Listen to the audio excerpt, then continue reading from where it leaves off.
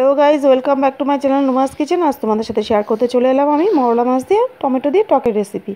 তো চলো আমার সাথে থাকো আর রেসিপিটা দেখতে থাকো কীভাবে বানাচ্ছি আমি। এটা আমি আমার শাশুড়ি মায়ের কাছ থেকে শিখেছি। চলো তোমাদের সাথে রেসিপিটা আমি শেয়ার করি। তো দেখো, এখানে মরলা মাছ আমি ভালো করে ধুয়ে নুন হলুদ মাখিয়ে রেখেছি। এটা সমুদ্রের মরলা। আর এখানে দেশি টমেটো কেটে রেখেছি, আর গোটা লঙ্কা রয়েছে।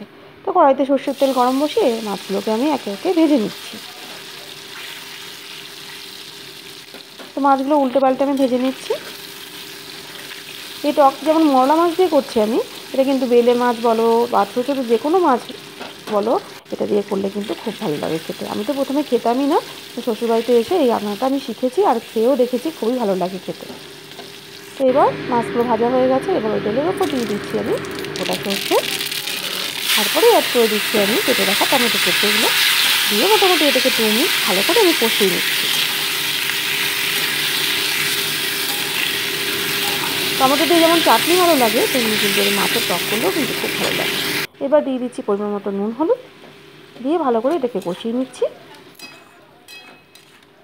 দিয়ে একটা লিড চাপা দিয়ে মোটামুটি এটাকে 2 মিনিট ভালো করে ফুটতে দিচ্ছি।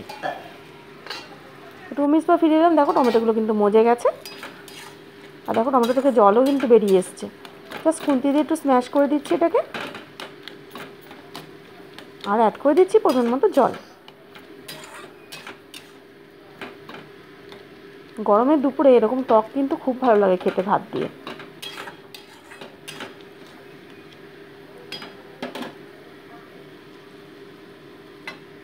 দিয়ে ভালো করে ঝোলের মধ্যে মিশিয়ে নিচ্ছি টমেটোটাকে।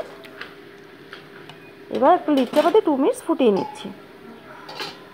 তো 2 মিনিট পর ফিরে এলাম, দেখো ঝোলটা কিন্তু ফুটে গেছে। এবার ভেজে রাখা মরলা মাছগুলো এর উপর দিয়ে আমি অ্যাড করে দিচ্ছি।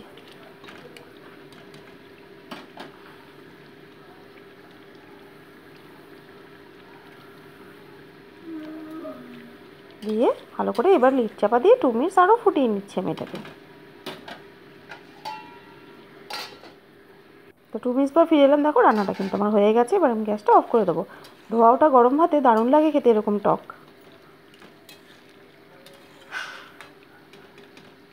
তৈরি হয়ে গেল আমার মরলা মাছের টক টমেটো দিয়ে। সম্পূর্ণ রেসিপিটা তোমাদের কেমন লাগলো আমাকে কিন্তু কমেন্ট বক্সে অবশ্যই জানিও। আর অবশ্যই তোমরা এভাবে ট্রাই করো, আশা করছি তোমাদেরও কিন্তু ভালো লাগবে।